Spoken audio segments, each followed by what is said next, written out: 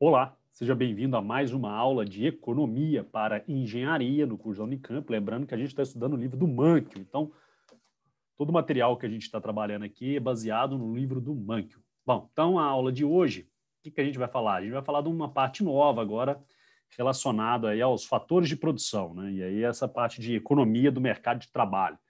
Então a gente está no capítulo 18, que é os mercados de fatores de produção. Bom, vamos lembrar lá das primeiras aulas, né, que a gente tinha o fluxo circular, né? Então a gente tinha de um lado as famílias, do outro a gente tinha as empresas, basicamente. E aí o que tinha? As empresas, elas produziam e vendiam os bens e serviços no mercado de bens e serviços.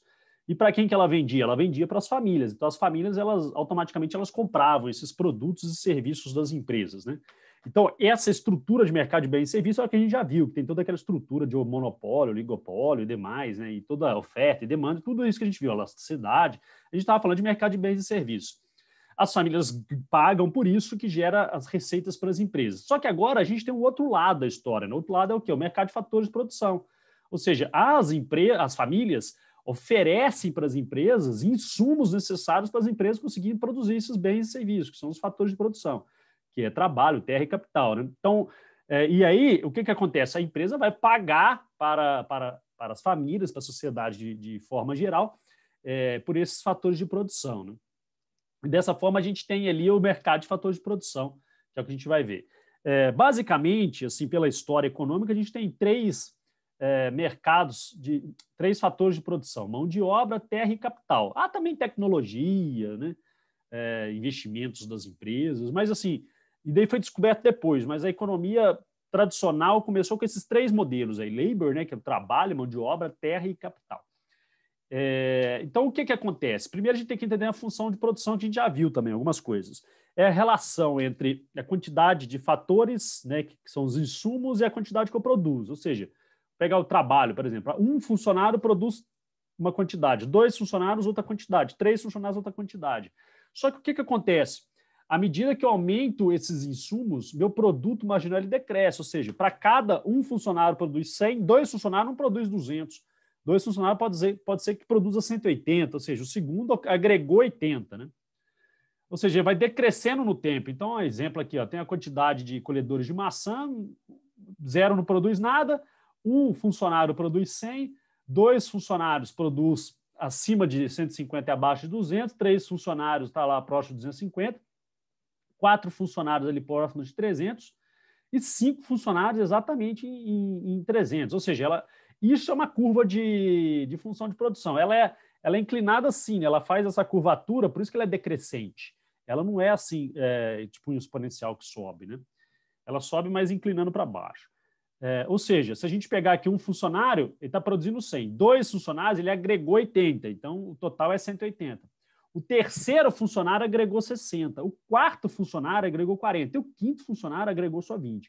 Ou seja, esse daí a gente chama de quê? De produto marginal. É a derivada, né? É o produto marginal para cada um insumo embaixo. Mas aqui a gente está fazendo o funcionário. A gente pode falar fatores de produção, que são os insumos de forma geral, né? Que é terra, capital, trabalho. Então é isso. Então me dá esse crescimento aí da minha curva. Então o produto marginal do trabalho é esse. É quanto que cada funcionário novo agrega na sua produção total. A partir daí a gente tem o quê? A gente nota que o produto marginal é decrescente, porque a função de produção ela é assim, né? Se ela fosse assim, seria o inverso, né? Ele agregaria, né? E aí a gente tem um conceito interessante, que na contabilidade a gente chama de margem de contribuição, mas aqui a gente chama de valor do produto marginal.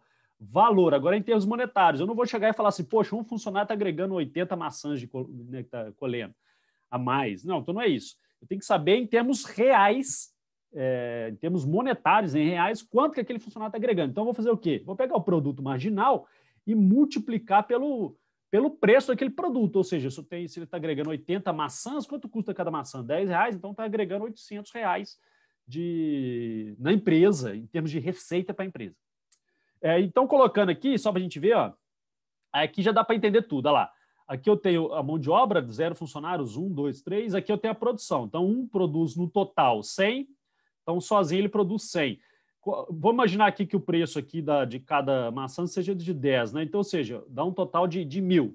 O salário desse cara aqui é 500, ou seja, eu tenho um lucro ali de 500, então está valendo a pena. Esse lucro aqui, ó, é só o lucro em relação àquele insumo, que no caso é o funcionário, né? Esquece as demais coisas.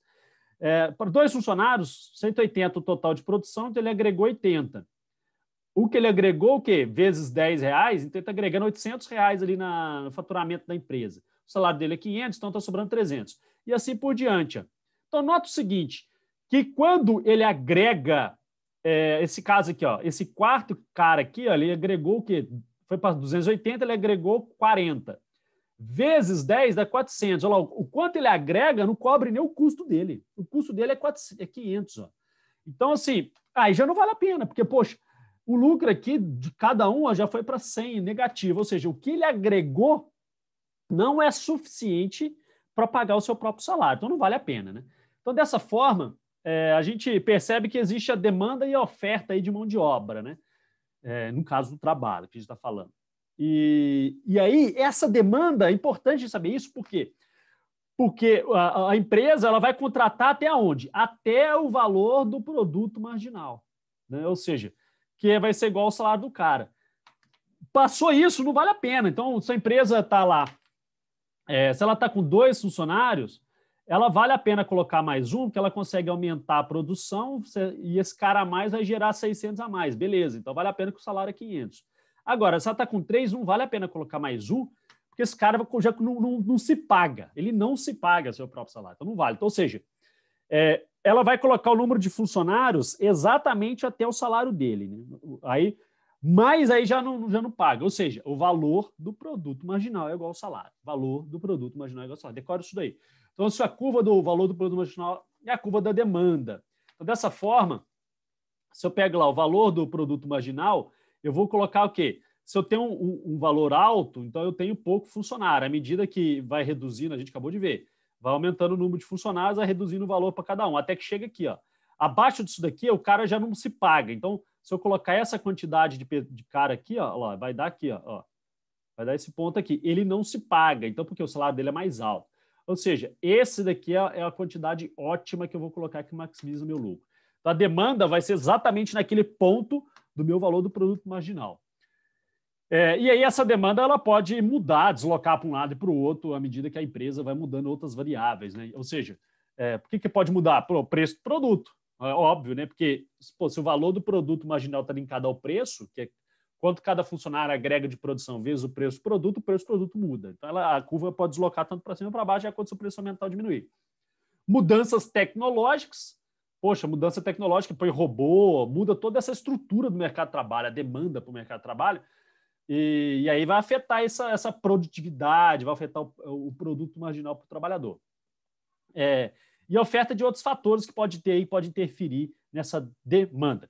E agora sobre a oferta de mão de obra. A oferta de mão de obra é quanto que os funcionários estão predispostos a ir trabalhar. Uma coisa é quanto a indústria, as empresas estão querendo contratar, que é o que a gente acabou de falar. Produto marginal lá, do valor do produto marginal do trabalho é o salário do cara.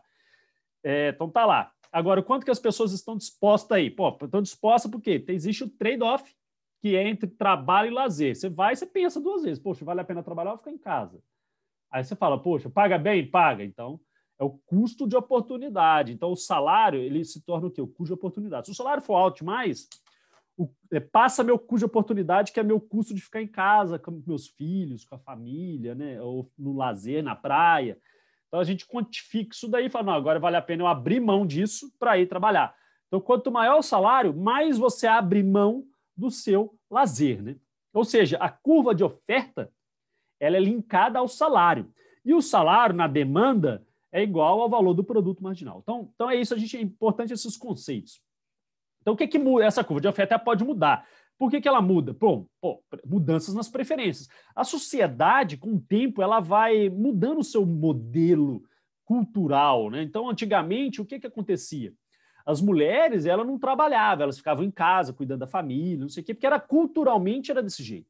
Hoje, a gente pensa, poxa, não tem lógica. Né? Então, a mulher já entrou no mercado de trabalho e já está junto com os homens e exige o melhor salário de forma correta, e elas entraram. Então, mudamos, ofertou mais mão de obra no mercado. Então, assim, essa curva deslocou para a direita, ou seja, Teve mais pessoas entrando no mercado de trabalho. Se a gente flexibilizar a lei, a legislação e permitir com que crianças abaixo de 16 anos entrem no mercado de trabalho, então é uma mudança nas preferências. Obviamente não é legal, mas só para a gente entender o conceito econômico. Ou seja, a gente flexibiliza, você aumenta a oferta de pessoas no mercado de trabalho. Dessa forma, essas preferências. Outra coisa é as alternativas, né? Então, se um emprego tem um salário melhor, você vai deixar de fazer o seu e vai mudar para o outro. Então, ele vai automaticamente ter uma maior oferta de mercado ali. E imigração, entre pessoas, né? Entra um monte de imigrantes dentro do país, então começa a oferecer mão de obra, né? Venezuelano vem para o Brasil, sei lá, pessoal de outros países, refugiados da Síria e demais, vem para o país, e aí começa a oferecer mão de obra aqui, né? Então, assim, onde que é o equilíbrio? O equilíbrio é justamente entre essa oferta e a demanda com base no quê? Com base no salário e na quantidade, né? Então, tá lá. Então, imagina que o equilíbrio é aquilo, tem né, a oferta e a demanda de mão de obra, então vai me dar essa quantidade de trabalho aqui. E se, porventura, eu tiver uma oferta de mão de obra, o que acontece? A curva desloca para a direita.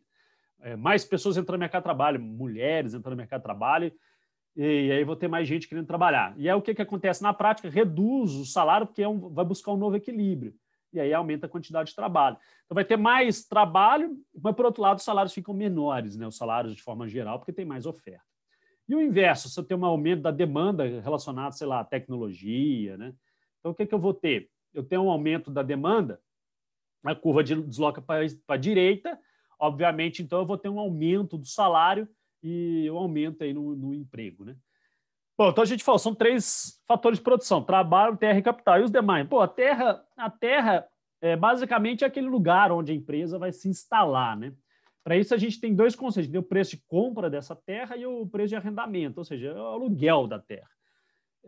E o capital é justamente o valor que eu uso para comprar, montar estrutura, máquinas, equipamentos e demais, né?